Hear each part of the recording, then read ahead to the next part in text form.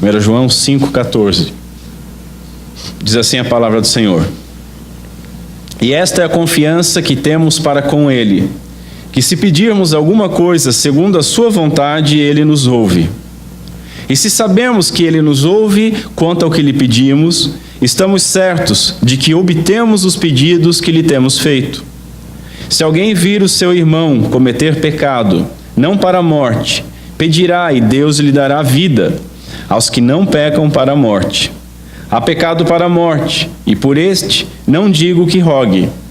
Toda injustiça é pecado, e há pecado não para a morte.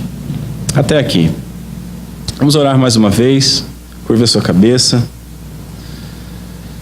Senhor Deus, nosso Pai, tem misericórdia de nós nesta manhã, Senhor. Eu peço que o Teu Santo Espírito me ajude a ministrar essa palavra. Que o Teu Santo Espírito possa nos iluminar para que nós possamos compreender esse texto. E não somente compreender, mas que possamos praticá-lo. Que faça diferença na nossa vida, Senhor. E que através dessa exposição, através do aprendizado da Tua Santa Palavra, Senhor, Teu nome possa ser glorificado em nosso meio, possa ser glorificado em nossas vidas. Que nós possamos resplandecer também para os demais a luz do Teu Evangelho. Nos ajuda, Senhor, porque sem Ti nós nada podemos fazer. É o que nós te pedimos, em nome de Cristo Jesus. Amém.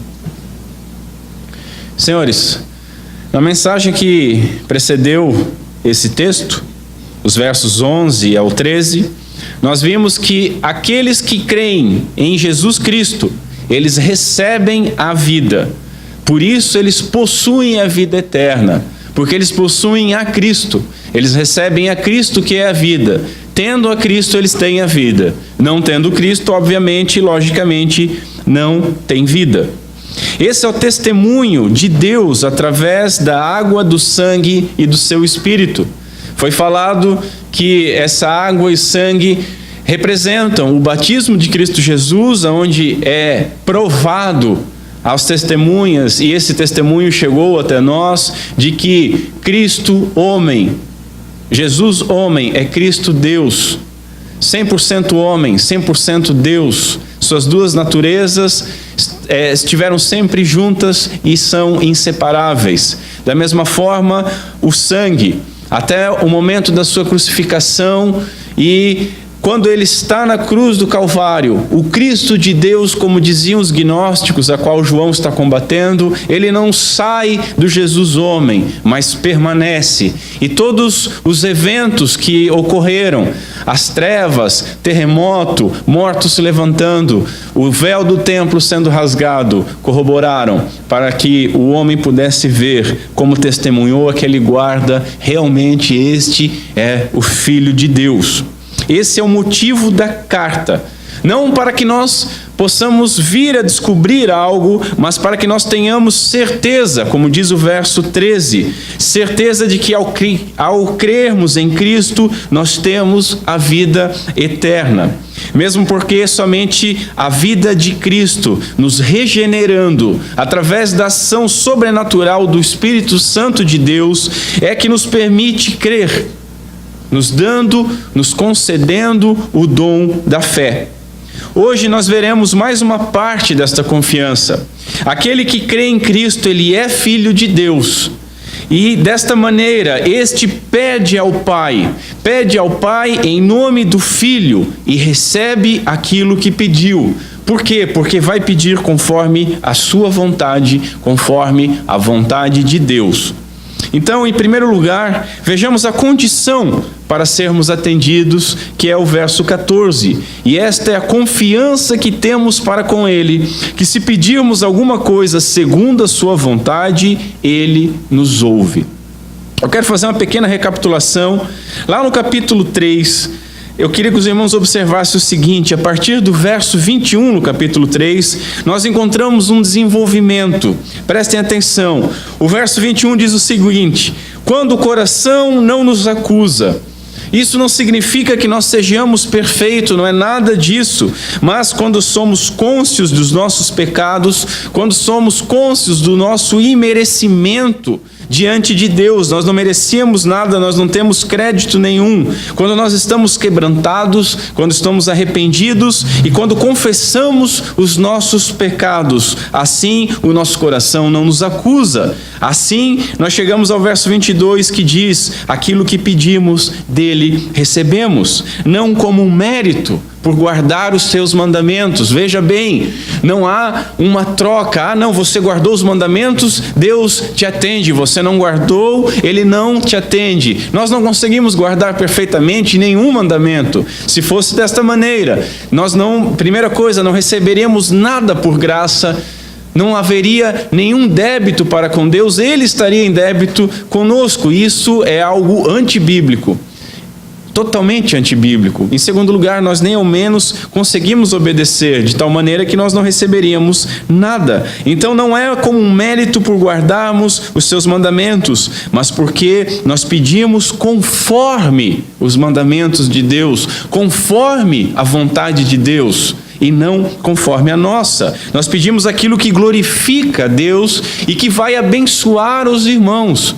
A nossa preocupação não é somente mais o nosso próprio umbigo, mas nós entendemos então que estamos inseridos num corpo místico, que pertencemos ao corpo de Cristo, a sua igreja, e nós queremos que todos os irmãos avancem em prosperidade, em saúde, em graça, em crescimento, em santidade. É o que nos ensina ainda os versos 23 e 24 do capítulo 3. É o que que crendo no Filho, nós cremos no Senhor e como servos vivemos para a glória do Pai. Como? Amando os irmãos. Amar os irmãos, lembram, é a prova social das 3 provas que João nos dá. Por fim, se crermos, guardamos o mandamento. Aquele que ama Deus o obedece, e obedece também amando o seu irmão. Veja, a prova social de amar os irmãos, ela entra também na prova doutrinária de conhecer a vontade de Deus e na prova moral de obedecer à vontade de Deus. Veja como o amor ao próximo é importante, como o amor é o tema de 1 João. Nós somos cristãos e por isso devemos amar. Por quê? Porque Deus é amor, não é o amor, Deus é amor em sua plenitude. Estes permanecem em Deus, então, e aí nós sabemos disso pelo Espírito Santo que Deus nos deu, pelo seu Espírito que está em nós. Mais à frente isso é corroborado no capítulo 4, verso 13, diz que nós estamos nele e que nós possuímos o seu Espírito, ou seja, que ele está em nós. Diz o seguinte: nisto conhecemos que permanecemos nele e ele em nós. Como? Que ele nos deu o seu Espírito. Aí vamos para o 5:1, vamos avançar. Aquele que crê que Jesus é o Cristo é nascido de Deus. Ou como diz no 3:1, sabemos que somos filhos de Deus. E de fato já o somos, João argumenta. 5:10, aquele que crê no Filho de Deus tem em si o testemunho. Eu falei para os irmãos que esse testemunho é o próprio Espírito Santo. 5:11, Deus concede a estes a vida eterna, o próprio Filho de Deus. 5:13, sabemos então que temos a vida eterna. Não é descobrir, é sabemos, porque nós temos os testemunhos, nós vimos os testemunhos, nós temos o seu próprio Espírito dentro de nós, e o seu próprio Santo Espírito testemunha com o nosso Espírito de que essas coisas são verdadeiras. Tudo isso então culmina nesse testemunho de Deus em nos dar certeza que nós temos a vida eterna, porque nós temos de fato o Filho, porque nós estamos de fato no Filho. Por que eu fiz toda essa recapitulação? Para nós chegarmos nesse verso 14. Esta é a confiança, veja bem, e esta é a confiança. Algumas versões trazem ousadia aqui. Essa é a nossa confiança. Se nós estamos nele, como nós vimos nessa recapitulação e ao longo de toda a epístola, e ele está em nós, então nós pediremos conforme a sua vontade.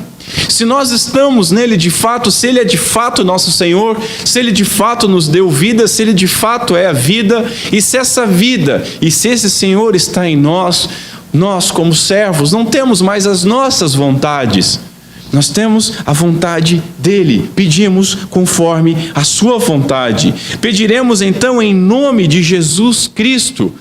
Pedir em nome de Cristo, eu já falei para os irmãos várias vezes, não é aquela coisa de você soltar um monte de petições, um monte de bobeira às vezes, e no final você emoldurar isso com em nome de Jesus.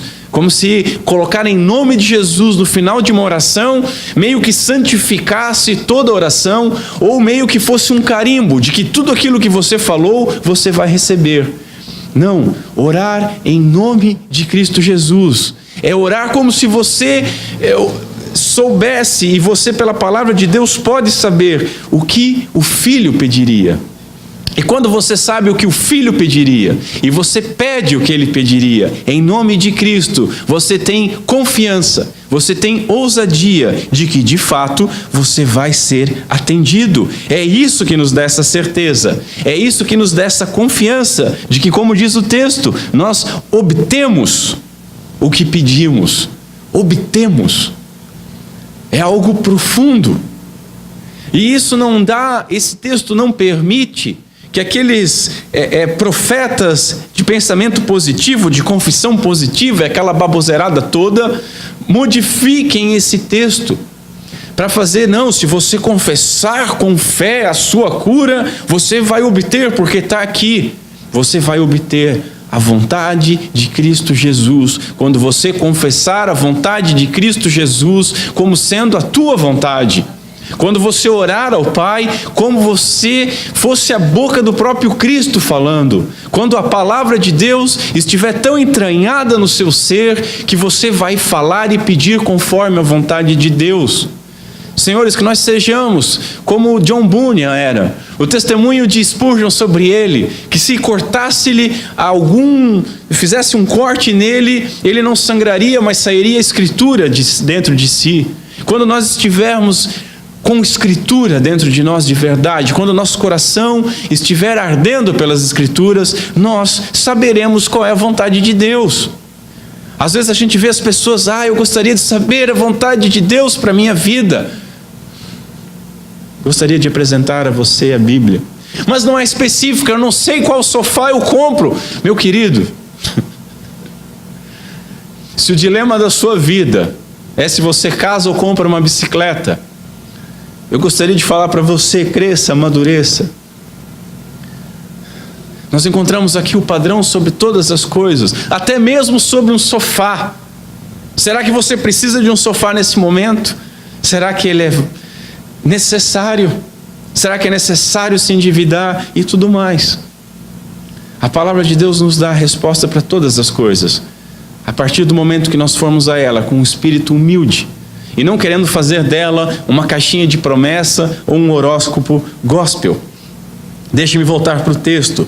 Veja, o crente ele abre mão dos seus próprios desejos. Senhor, Senhor, como nós falamos Senhor, mas não nos colocamos na posição de servos. Senhor, Senhor, eu tenho grandes vontades, grandes desejos, e no final disso tudo que eu vou falar agora, eu vou colocar em nome de Jesus, eu espero que tu me ouças. Já pensou se você tivesse um servo que chegasse a você impondo coisas? Se você tivesse um empregado que chegasse a você impondo coisas? Nem sindicalista faz isso, meus amigos. Nem sindicalista faz isso. O crente abre mão dos seus próprios desejos, abre mão da sua concupiscência natural. Nós vimos na liturgia nos preocuparmos com o próximo, termos o próximo, as coisas do próximo em vista. Nós naturalmente só temos aquilo que nos diz respeito, só procuramos aquilo que nos dá prazer, que nos dá força, que nos dá conforto, que nos dá consolo, e o resto que Deus ajude. Mas não é assim que se porta um cristão.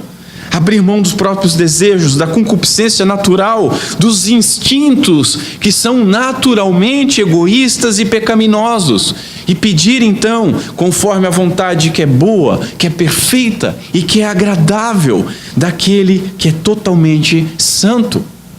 Senhores, nas quartas-feiras do ano passado nós estávamos estudando, e vamos voltar este ano a estudar a oração do Senhor, conforme o breve catecismo.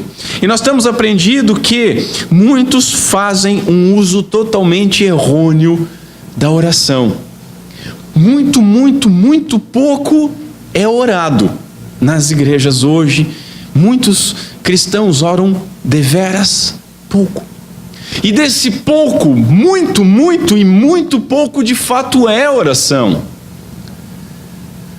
Ou é uma vã repetição, que eu já disse para os irmãos que quando Cristo diz isso, ele está falando numa onomatopeia, como se fosse um blá blá blá. Ou então é chegar com uma lista de desejos, como se Deus fosse um Papai Noel e você vai com seu bom comportamento, você leva a lei, eu me comportei bem e aqui estão meus desejos e eu espero que eu seja então abençoado por ti. Oram como se não houvesse restrição, oram como se o céu fosse o limite ou nem isso, dado sabermos que existem gente que se acha gestor do universo, né? Imagina a cabeça de uma pessoa dessa. Não há restrição alguma. É como se bastasse, as pessoas dizem isso, olha, você precisa ter uma fé firme, uma fé confiante, uma fé robusta. E como se bastasse ter então essa fé robusta e crer que Deus, Ele é poderoso o suficiente para nos obedecer, dada a nossa fé robusta, e assim nós pudéssemos transbordar os nossos desejos corruptos, e até vá lá, ainda que desejos nobres, lícitos, nós pudéssemos chegar diante daquele que é Senhor e Criador e Salvador, e exigir tudo aquilo que viesse à nossa mente, como se nós soubéssemos o que é melhor para nós, como se nós soubéssemos o que é melhor para a igreja, como se nós soubéssemos o que é melhor para o mundo, se nós soubéssemos o que é melhor para o outro. Assim, Deus estaria submisso à nossa fé, que é robusta. É isso que as pessoas ensinam. Vá numa livraria evangélica, pegue os livros a respeito de oração. É isso que você vai encontrar. Talvez com uma retórica melhor ou pior, porque tem livro que é difícil até mesmo de ler, de tão ruim que é escrito. Mas é basicamente isso. Se você pegar um livro de oração que não tenha pelo menos 100 anos, você vai cair nesses erros, você vai ler a respeito disso. Nós temos aprendido nas quartas-feiras que oração não modifica a vontade de Deus, de maneira alguma. Não alinha os planos de Deus à nossa vontade, aos nossos conceitos, mas a oração verdadeira, na oração verdadeira, nós alinhamos a nossa vontade, alinhamos os nossos desejos, alinhamos as nossas necessidades com a vontade do Pai. Isso é oração. Isso de fato é oração. Nós nos submetemos à vontade daquele que é Rei, daquele que é Senhor. Nós, como filhos, clamamos pela vontade do Pai, desejando o que o Pai deseja, pedindo aquilo que o Pai prometeu, ouvindo o que o Pai quer de nós. Isso é oração. Ou seja, na oração, guarde isso, nós não impomos de maneira alguma a nossa vontade, mas nós subordinamos a nossa vontade à vontade de Deus, nosso Pai. Na oração, nós nos alinhamos à vontade de Deus e abraçamos a vontade de Deus como sendo agora a nossa, abrindo mão dos nossos desejos e assumindo aquilo que é a vontade de Deus, transformando. E essa transformação só é possível pelo Espírito Santo de Deus, transformando a nossa vontade, os nossos desejos e as nossas inclinações, conforme a vontade de Deus revelada na sua palavra. Toda oração verdadeira, ela constitui-se de uma fórmula Os manuais de oração gostam de falar de fórmulas, então vamos dar uma fórmula para os irmãos. A fórmula da oração verdadeira: faça-se a tua vontade. Essa é a fórmula. Isso foi o que o próprio Filho de Deus encarnado orou. E veja bem, existem aquelas pessoas que gostam de fazer da fé um show, que gostam de fazer da fé algo explosivo, e a explosão de fé, e concentração de fé e tudo mais. E essas pessoas dizem que você não deve orar para que seja feita a vontade. Essas pessoas dizem, tanto na TV como nos livros, se você for orar, e na sua oração você mostrar a Deus, como se Ele precisasse descobrir, os seus desejos, e ao final você dizer assim, algo mais ou menos assim: Senhor, seja feita então a tua vontade. Nem ore, porque isso é perda de tempo. Senhores, eu não estou lançando uma acusação que eu não conheça, que eu não tenha ouvido pessoalmente, que eu não tenha ouvido pela televisão e que eu não tenha lido. Existem pessoas com milhares de seguidores que pregam isso. A única coisa que eu posso dizer para os irmãos, que entre esses homens com milhares de seguidores e entre Cristo Jesus, eu aconselho do fundo do meu coração, do fundo da minha alma, que os irmãos sigam o exemplo de Cristo Jesus, que não ousou usurpar a sua condição de Deus e disse: Pai, faça-se a tua vontade. Seja imitador de Cristo Jesus e não destes homens, para o bem da sua própria vida. Jesus ora dessa forma. Jesus nos ensina a submissão a Deus, nosso Pai. Como que nós nos portaríamos diferentes disso? Não podemos fazer nada diferente. Em segundo lugar, atendendo a estas condições, nós temos então confiança. Estamos então certos de que obtemos os pedidos que lhe fizemos. Não existe nada mais consolador de que você fazer uma oração e você saber que vai ser ouvido. Você vai ser ouvido. Você obteve aquilo que você pediu. Olha o verso 14 e 15. E esta é a confiança, a ousadia que temos para com Ele, que se pedirmos alguma coisa segundo a sua vontade, Ele nos ouve. E se sabemos que Ele nos ouve quanto ao que lhe pedimos, estamos certos de que obtemos os pedidos que lhe temos feito. Não é maravilhoso você saber que ao final da sua oração você recebeu aquilo? Porque você pediu conforme a vontade dele. Observe, o verso 15 diz: quanto ao que lhe pedimos. Isso é sinônimo do verso 14, segundo a sua vontade. É dito com outras palavras: pedimos a vontade do Pai.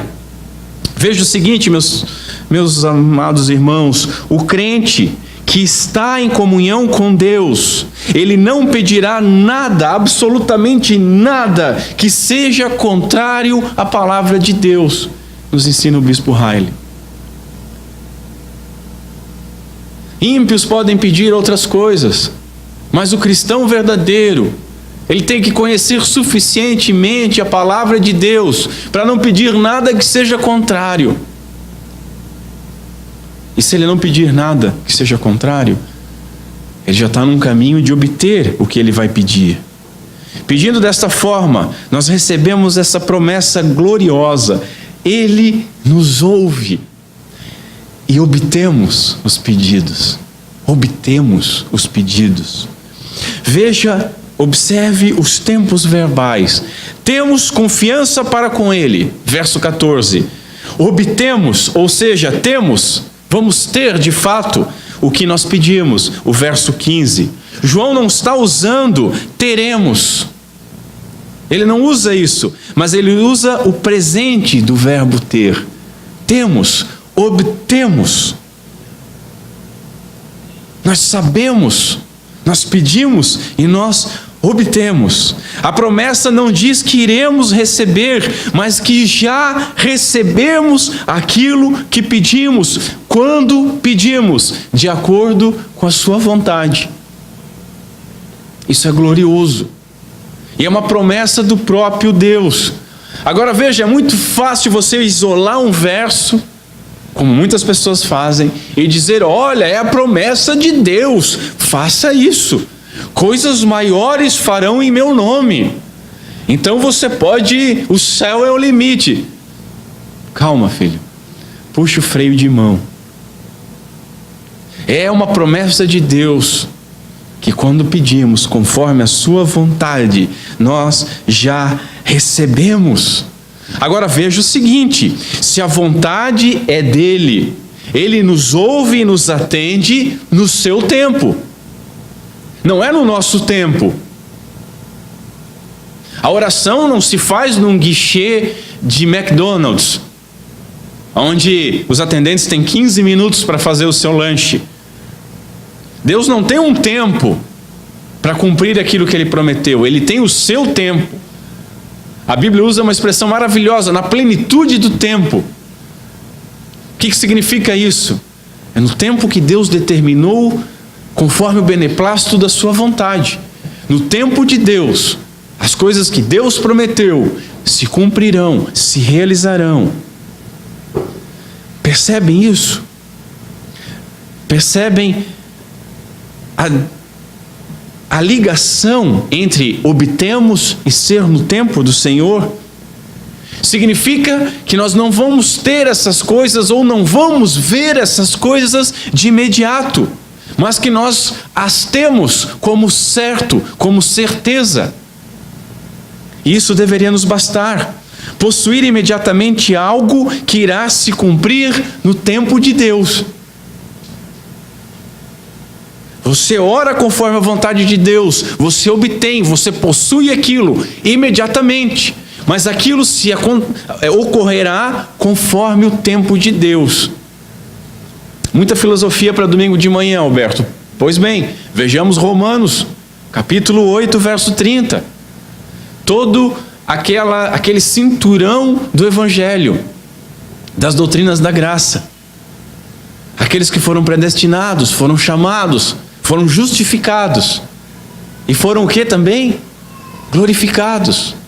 Mas nós ainda não fomos glorificados. Mas Ele já glorificou, é certeza, é certo, é perfeito, é pleno.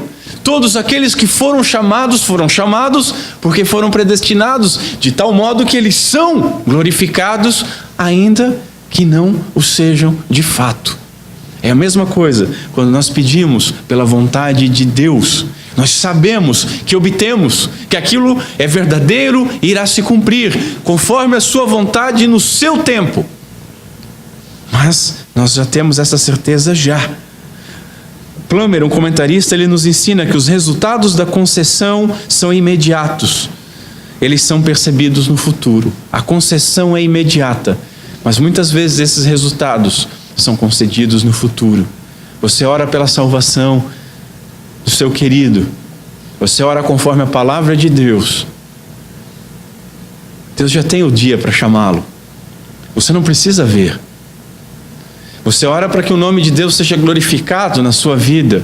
Você pode não estar vendo nesse dia o nome do Senhor sendo glorificado, mas isso já ocorreu e vai ocorrer cada dia mais. Ter certeza. Em terceiro lugar, vejamos uma definição e orientação sobre a oração dado pelo apóstolo. O apóstolo nos ensina algo muito importante a respeito de oração. Verso 16.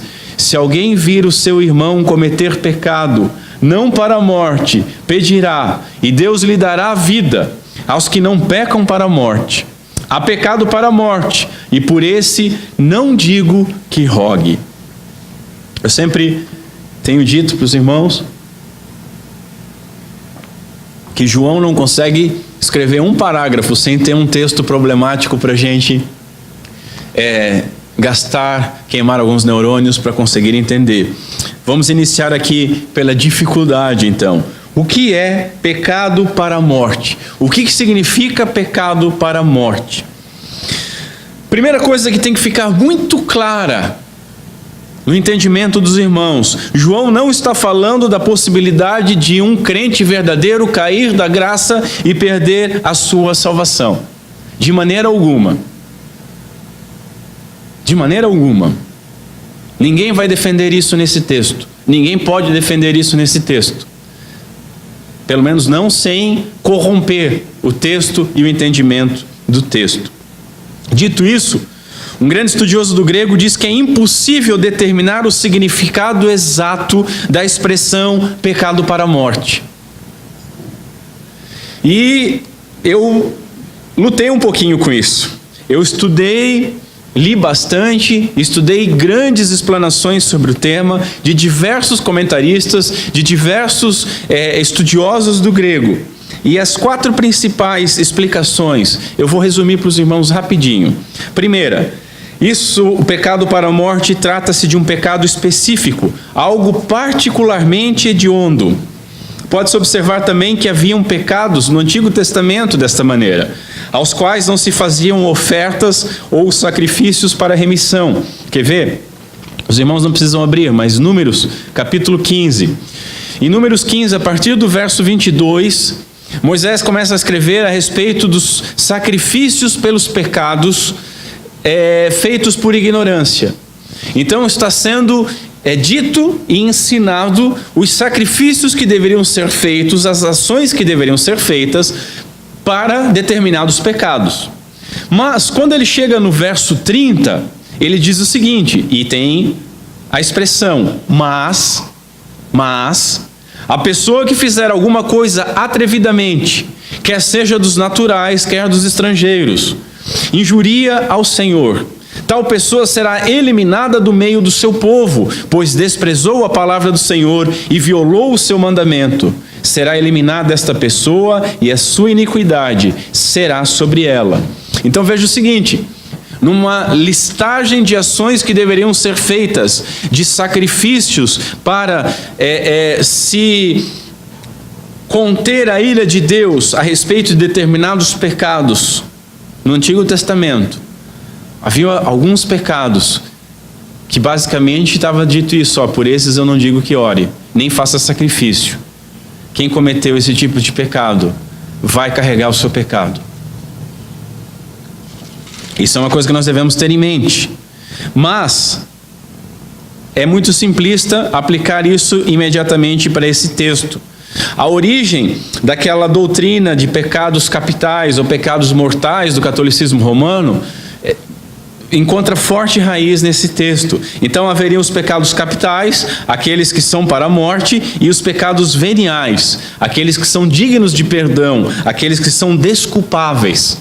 E aí se separa e se senta, tenta se sentar ao menos no trono de Deus. Não, isso é pecado para a morte, isso não é. Isso é para a morte, isso não é. Isso é para a morte, né? Que a gente sabe que não dá para fazer assim.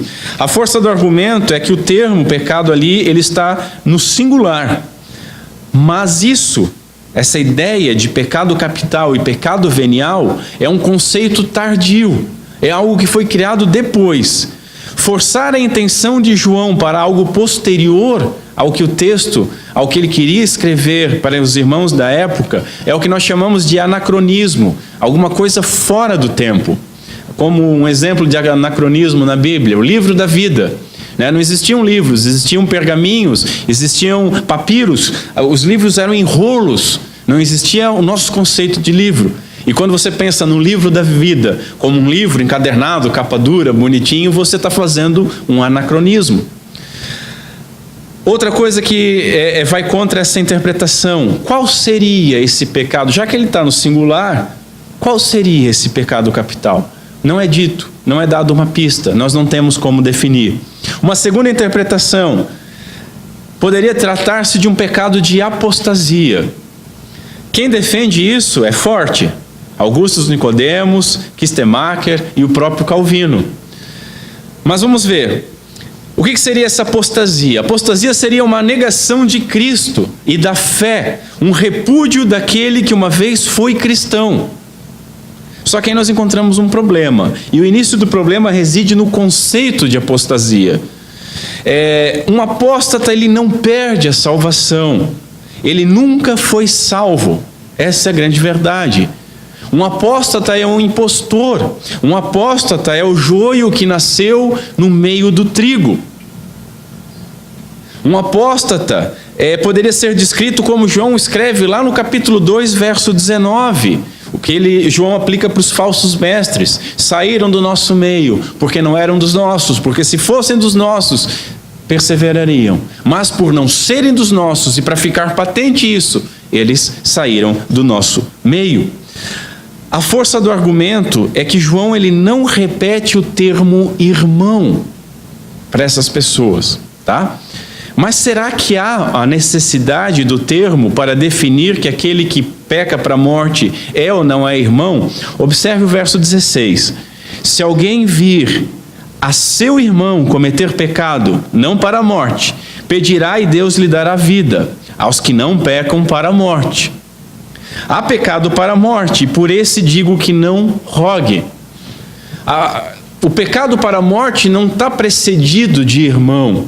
Mas será que precisaria estar definido? Será que não dá para entender no conjunto? Como que nós vamos entender isso?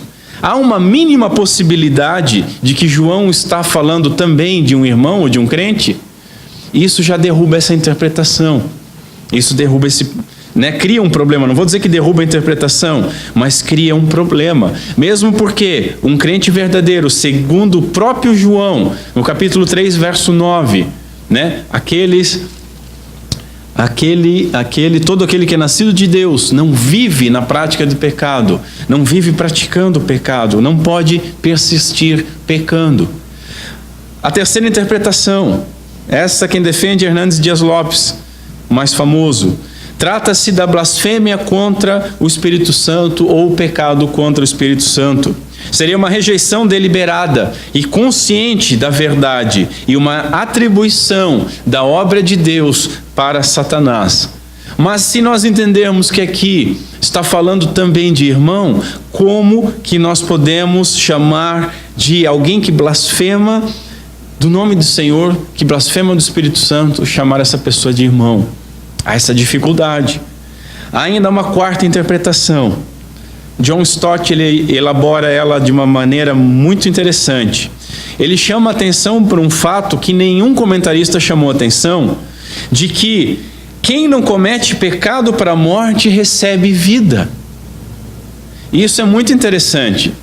Se alguém vir o seu irmão cometer pecado, não para a morte, pedirá e Deus lhe dará vida. Ou seja, ambos, tanto que comete pecado para a morte, como o que não comete o pecado para a morte, comete outro tipo de pecado, ambos necessitam da vida. Mas só um deles poderia receber. Entenderam? Só que aí vamos ver. Como é que você pode dar vida a alguém que já está vivo? Então nenhum deles seria verdadeiramente um crente. Porque quando nós pecamos, nós não perdemos a vida. Nós não precisamos receber novamente a vida. Este homem não é cristão, diz Stott, pois os cristãos não caem na morte quando caem em pecado. Assim, ambos eles estariam mortos em delitos e pecados, mas somente um deles poderia receber vida. O outro não. Tudo bem. Só que aí o próprio Stott ele interpreta que ambos são designados como irmãos. Se ele fosse naquela linha de que o irmão não está ali, a explicação dele seria interessante. Mas não, ele diz que ambos estão designados como irmão, e aí ele dá um salto exegético lá muito louco, para forçar que cristãos ali significaria o cristão nominal. Eles seriam irmãos nominais. Seriam aquelas pessoas que vêm para a igreja, podem até fazer a profissão de fé, podem ser batizados, estão no nosso meio, mas ainda não se converteram. Estão ali. Desses que estão ali, alguns pecam para a morte, outros não. E esses que não pecam para a morte, então, nós deveríamos orar. Eles estão na igreja, mas não são da igreja. Eles estão ainda como joio. Há ainda outras explicações, mas nenhuma delas é interessante como essas. Mas o que eu posso oferecer para os irmãos? Como o expositor desse texto para os irmãos nessa manhã, o que significa de fato pecado para a morte? O que eu posso dizer para os irmãos com toda humildade é que talvez, se aprover a Deus, alguém mais capacitado do que eu possa definir o que é isso. porque nenhum desses homens conseguiram definir com certeza absoluta. Nenhum deles, em suas explicações, bateu o martelo e disse: bota a mão no fogo por essa explicação. Eu muito menos. Quem sou eu? Quem sou eu? Então, eu não estou capacitado a responder e dar uma definição exata do que é pecado para a morte nesse texto. Só que o Montgomery Boyce, um outro comentarista, ele dá a explicação dele que não é legal, mas ele dá uma lição maravilhosa que eu queria compartilhar com os irmãos. Ele chama a atenção que qualquer discussão sobre a exceção, no caso aqui a exceção da regra é o pecado para a morte, ela torna-se fascinante para os cristãos. O cristão tem coceira de treta. O cristão, ele quer a exceção. As pessoas que estavam aqui, quando nós estávamos, quando eu comecei o trabalho nessa comunidade, nas aulas de teologia, devem lembrar que nós às vezes estávamos vendo alguma coisa, algum texto, alguma doutrina, e eu era bombardeado de perguntas das problemáticas várias, né? Por quê?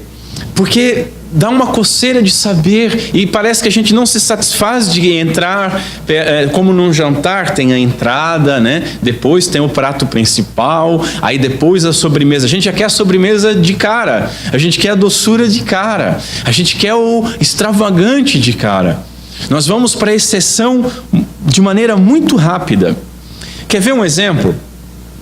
Numa dessas quartas-feiras, expondo a oração do Senhor, nós expomos a petição: venha o teu reino. Venha a nós o teu reino. Veja o seguinte, meus senhores, crentes brigam, e brigam de verdade. Crentes se separam, preocupando-se com o milênio, preocupando-se com a diferença e as diferenças entre dispensacionalismo e amilenismo. Gostam de vencer disputas. Você vai principalmente na internet e aí você encontra lá o dispensacionalista 3.2, porque ele vai sempre se modificando. E aí você encontra o amilenista dos livros velhos. E eles estão muito preocupados em vencer debates, em ter um argumento que vai silenciar o outro, em definir os passos da volta de Cristo, de como vai ser o milênio. Cristo volta antes, depois da tribulação, Cristo volta exatamente no meio, o milênio começa aqui, começa lá, não tem, já começou. Só que enquanto eles discutem, enquanto eles buscam vencer discussões, eles esquecem de se preparar para o retorno de Cristo, que é a única certeza que eles podem ter. Cristo vai voltar, ponto. E nós devemos nos preparar, vigiai e orai, nos guardando do mal, guardando dos ídolos, como diz 1 João. Venha a nós o teu reino, ou seja, reina sobre nós, que o teu reino venha sobre nós. Isso também significa: eu estou aqui me dispondo e me submetendo ao teu reinado, Senhor. Mas não, vamos discutir quando é que vem, porque eu tenho um argumento agora que vai silenciar o outro grupo. E talvez Cristo possa vir, e muitos desses silenciadores de outros grupos talvez sejam joio. Tenho entendido muito racionalmente, muito logicamente, mas de fato nunca tiveram Cristo no seu coração. De fato nunca estavam esperando a vinda verdadeiramente do reino. Por quê? Porque se preocupam com a exceção. Discutem coisas, mas não se preparam. Discutem coisas periféricas. Discutem coisas que não precisam ser discutidas, como aquelas discussões da escolástica, ou quantos anjos cabem dançando na cabeça de um alfinete. Discutem temas difíceis e não se preocupam com o básico do evangelho. Porque, queridos, se a pessoa ela está cheia da Escritura, ela está com uma prática de justiça ilibada, e aí ela começa a discutir: não, veja bem, Saul falou com Samuel, ou Saul não falou com Samuel, naquele caso onde foi invocado Samuel depois da sua morte. Tudo bem, eu não teria problema. Mas normalmente nós vemos as pessoas com espadas brigando a respeito disso, com umas vidas que não refletem muito o caráter de Cristo Jesus. Esse é o grande problema. Sobre o nosso texto, o que nós devemos aprender é que João nos coloca aqui uma responsabilidade de orar por qualquer crente que nós virmos em pecado. Não se preocupe, meu Senhor, com a exceção. O que é o pecado para a morte? Se preocupe que João está dizendo que nós devemos orar intercedendo pelos nossos irmãos, não acusando, orando. Não apontando o dedo, orando. Não fofocando, orando. Não juntando pedras para atacar, mas orando. Não precisamos, diz Boyce, de encorajamento para não orar. Você precisa de desencorajamento para não orar? Olha, hoje não ore. Não, isso a gente faz naturalmente. Nós precisamos de encorajamento para orar. E em particular, e em especial, de orar pelos outros. Porque nós até podemos orar de quando em quando. Mas nota quanto que você ora para a glória de Deus. Nota quanto que você ora pelos irmãos e quanto que você ora para você mesmo. Sendo assim, a primeira orientação sobre oração do verso 16 nos diz o seguinte: pedirá, orará. O texto está dizendo pedirá, orará. Esse termo expresso no futuro, ele não indica uma permissão. João ele não está permitindo. João ele está escrevendo a respeito de uma certeza. Ele tem certeza que os cristãos verdadeiros, aqueles que estão lá, estas coisas vos escrevi a fim de saberdes que tendes a vida eterna, a vós outros que credes no nome do Filho. Estes, eles orarão. É certo para ele. Ele tem certeza absoluta disso. Ele tem certeza que este alguém, qualquer cristão que seja, ele de fato ora. E aí ele vai instruir sobre a oração. Também não é uma ordem. João aqui não está mandando orar. Ele está constatando algo que deveria ser e é espontâneo ao Filho de Deus. É algo natural somente àqueles que foram regenerados. Aos que não foram regenerados, isso é algo estranho, difícil, penoso. E João diz que os próprios mandamentos do Senhor não são penosos. Não está escrito ore, mas está subtendido que o crente espiritual e obediente, ele irá orar. Então, ao invés de se preocupar, o que significa pecado para a morte? Se preocupe com o seguinte: eu oro? Você ora? Segunda orientação sobre oração, ela é intercessória. Quando vemos um irmão com problemas, não podemos ter atitude réproba de Caim. Acaso eu sou o tutor do meu irmão? Diz ele para Deus. Não, nós devemos nos preocupar com os nossos irmãos. Temos visto nas quartas-feiras que nós fazemos erroneamente das nossas orações simplesmente um checklist com as nossas necessidades, o que queremos, o que não queremos, né? Porque tem aquelas pessoas que ensinam a orar o que você não quer. Não aceita essa enfermidade, não aceita essa condição. Já pensou Jó? Né? O que Jó ora? Deus dá, Deus tira. Louvado seja o nome do Senhor. Esses novos profetas da oração, na posição de Jó, eles diriam: não aceito perder os meus bens, não aceito perder os meus filhos, cancelo isso. Por isso que eu digo, entre um cara, engravatado ou não, falando bobagem atrás de um púlpito e a Bíblia, se agarre na Bíblia, meus senhores, se agarre na Bíblia. Um checklist do que nós queremos, o que não queremos, do que nós precisamos, do que nós exigimos, ou seja, pensamos somente em nós mesmos.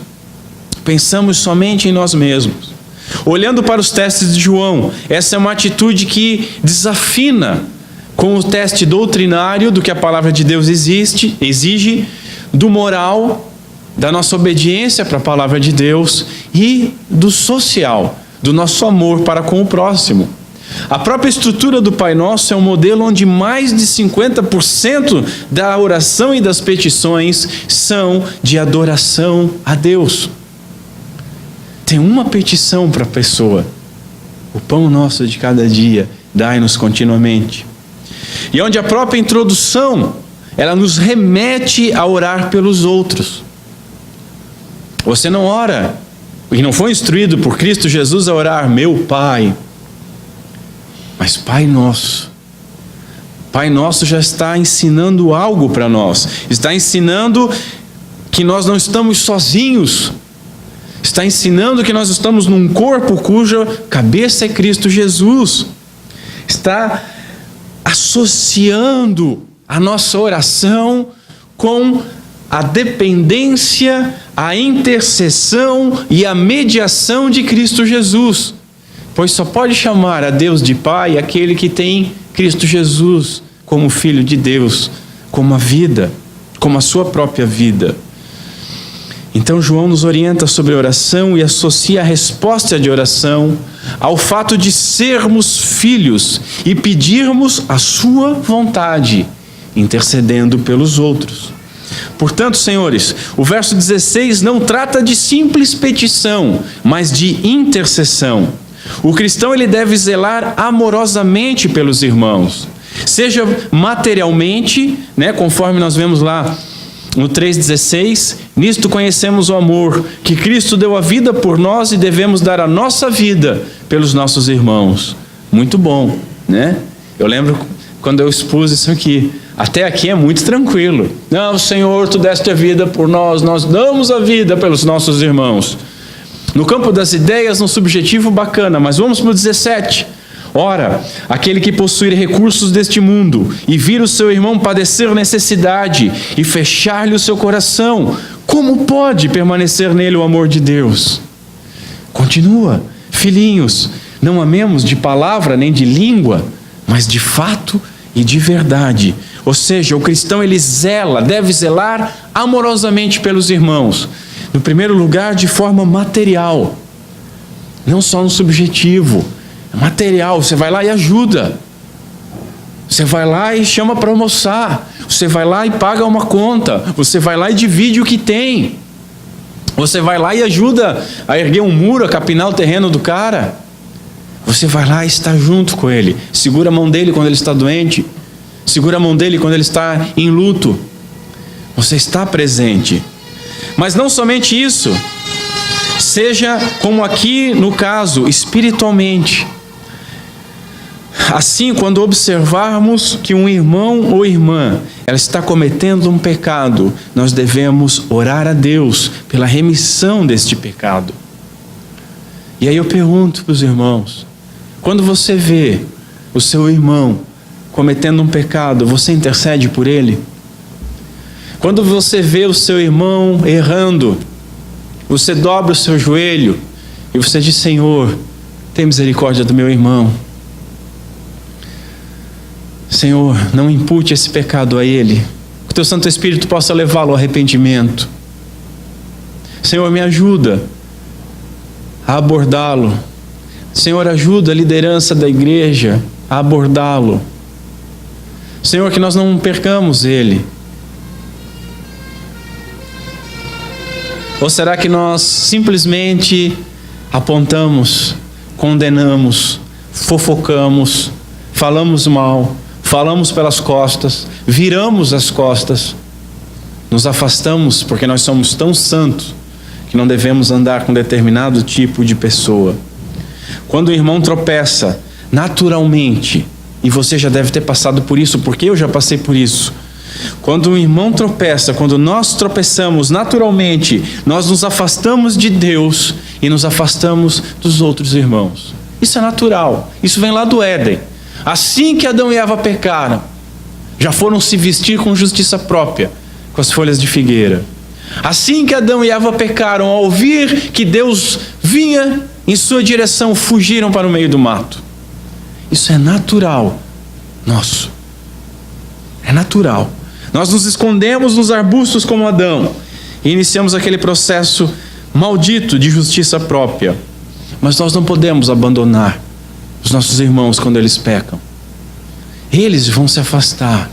Eles vão parar de frequentar as reuniões. Eles vão parar de frequentar o nosso círculo de amizade. Eles vão começar a esfriar na oração. Eles vão começar a esfriar na busca por Deus.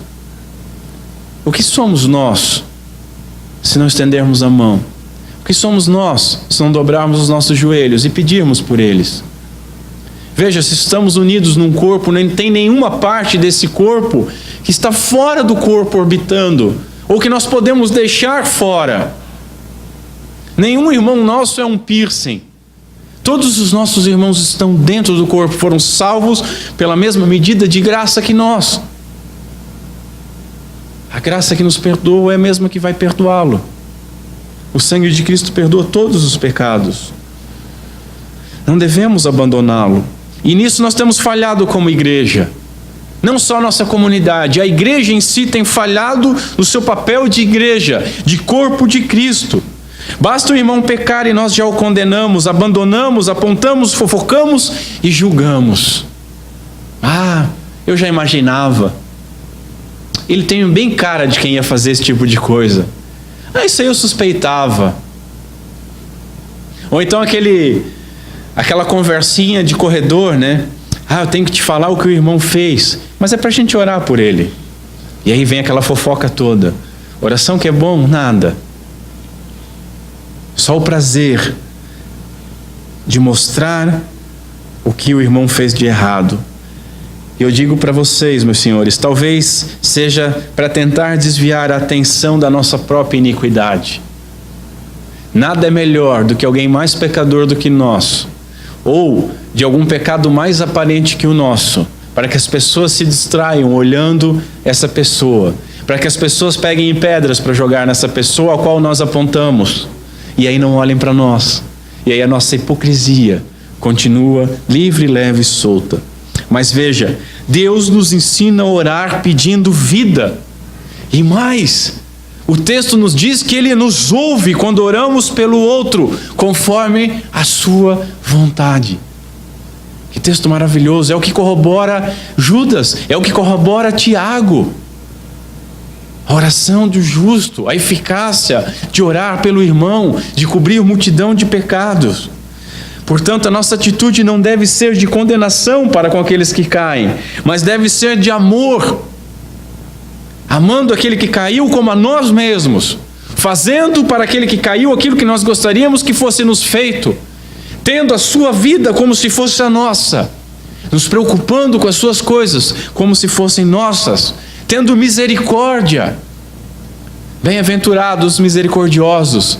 Você estende misericórdia para o seu irmão quando ele cai. E sobretudo, oração. Oração. É natural do regenerado orar pelos irmãos quando esses caem. Nós devemos ter simpatia e rogar por perdão dos pecados dos nossos irmãos. Não devemos e não podemos ser cruéis. Devemos, novamente eu digo, fazer aquilo que nós gostaríamos que fosse feito a nós mesmos. Veja, Deus, Ele preserva os seus. A nossa salvação está nas mãos de Deus. Nós não perdemos a salvação. É Deus que nos preserva. E Ele não desiste de nós. E sabe uma coisa que Ele faz por nós? Ele ergue irmãos para intercederem por nós quando nós tropeçamos. Quando nós vemos o outro tropeçando, por que nós não oramos? Ele ergue homens para orar por nós, como ergueu o próprio Jó para orar pelos seus amigos e amigos da onça.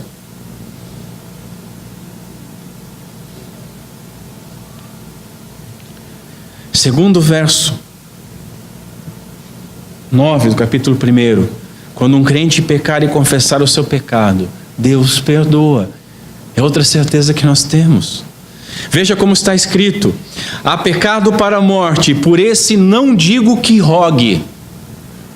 Conseguem compreender isso, senhores? Não é proibido orar nem mesmo para o pecado de morte. Ele diz, por esse não digo que rogue. Ele não está dizendo, olha, não orem de maneira nenhuma.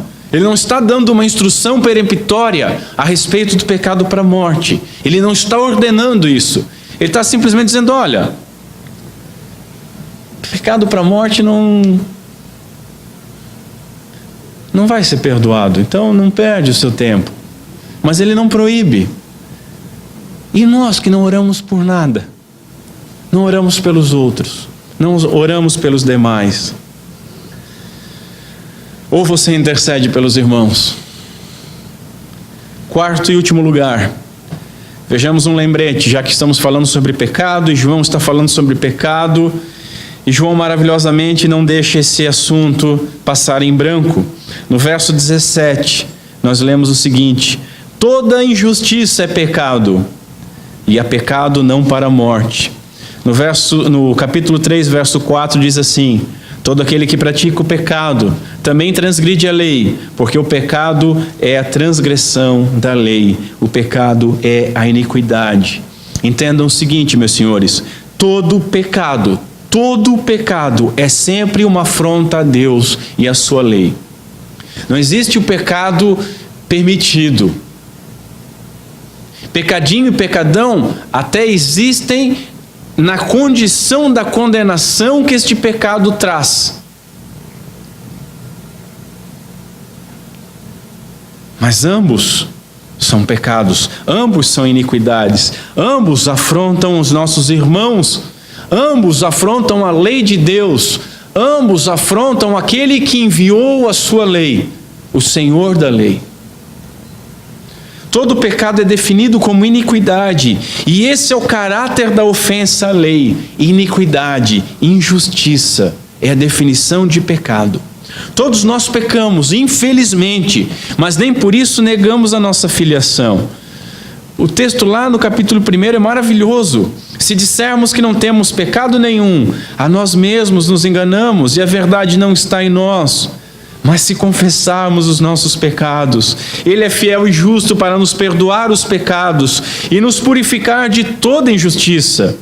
Se dissermos que não temos cometido pecado, fazemo-lo mentiroso e a sua palavra não está em nós. Puxa, que maravilha até aqui, mas continua: filhinhos meus, estas coisas vos escrevo, não para que pequeis. Todavia, se alguém pecar, nós temos advogado junto ao Pai, Cristo Jesus, o justo. E Ele é a propiciação pelos nossos pecados, e não somente pelos nossos pecados, mas pelos pecados de todo o mundo. Por que João escreve esse verso, verso 17? Por que ele escreve isso? Eu creio que ele esteja advertindo contra a frouxidão moral. Veja, nós temos advogado junto ao Pai. Cristo Jesus pagou o preço por todos os nossos pecados. Se nós nos arrependermos dos nossos pecados, somos perdoados. João conclui que os irmãos que pecam não para a morte, nós oramos por eles e Deus dá vida a eles. Podia passar uma impressão de que tudo bem pecar. Basta você se arrepender. Tudo bem pecar. Deus vai erguer um irmão querido para orar por você.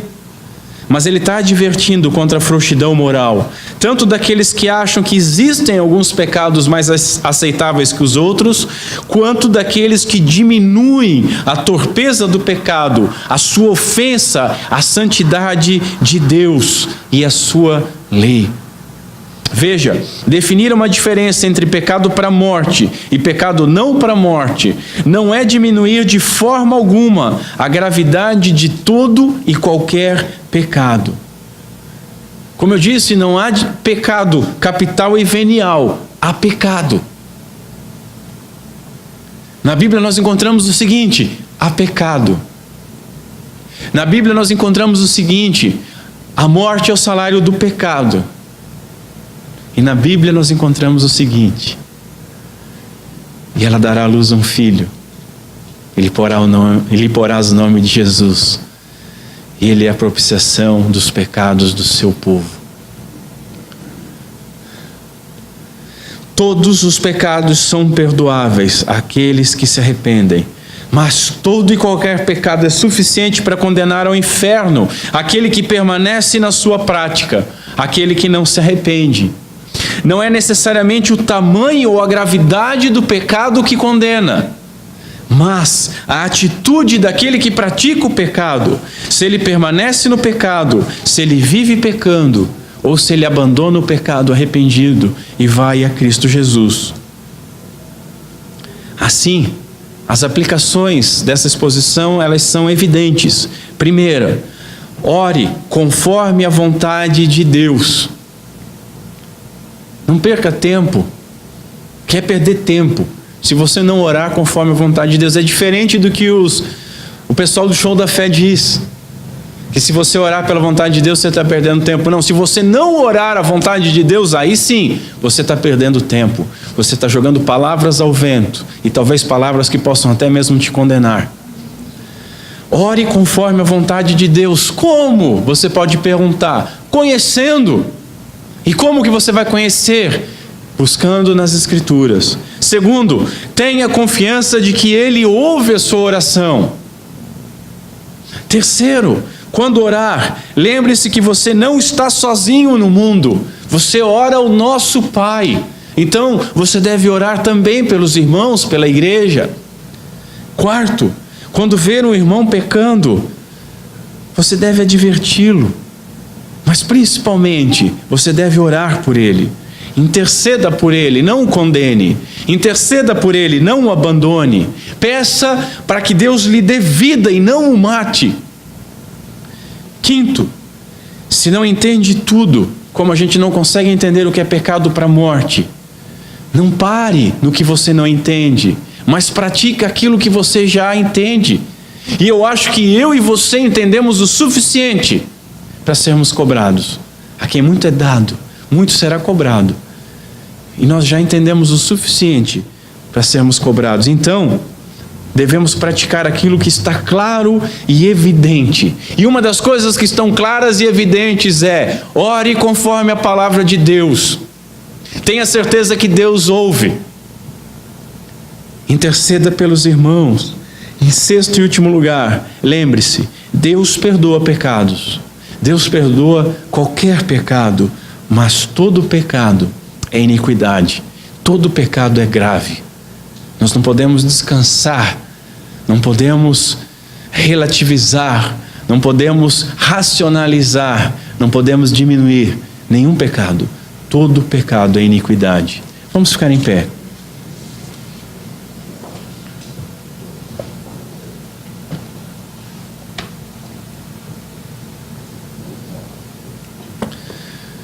Curva a sua cabeça. Vamos orar. Senhor Deus, nosso Pai, nós te agradecemos por essa palavra, tanto de conforto, de consolo, como de advertência. Obrigado, Senhor. Obrigado pela tua palavra, que nos instrui em todas as coisas. Que nós possamos aprender, Senhor. Que nós possamos começar a orar, e orar com confiança, com ousadia de que seremos ouvidos, porque vamos orar conforme a tua vontade, vamos encontrar a tua vontade na tua palavra, e vamos pedir aquilo que Cristo Jesus pediria, sabendo que assim seremos ouvidos. Senhor, nós não fomos salvos para irmos sozinhos para a glória, mas fomos enxertados na videira verdadeira, fomos inseridos no corpo de Cristo, inseridos na igreja, de tal maneira que nós pedimos, dado o nosso egoísmo natural, que sobrenaturalmente, através da ação do teu Santo Espírito, que nos regenerou, que nós possamos interceder pelos nossos irmãos. Dá-nos, Senhor, olhos de amor, de misericórdia, de compaixão, e não de condenação e acusação. Dá-nos, Senhor, lábios que se abram para interceder, para pedir pela vida dos nossos irmãos, quando nós os vermos caindo em pecado. Que possamos fazer aquilo que gostaríamos que fosse feito a nós mesmos. Nos ajuda, Senhor. E por fim, Pai, não permita que nós tenhamos uma ideia infantil, que tenhamos uma ideia relativista a respeito do pecado. Todo pecado é iniquidade.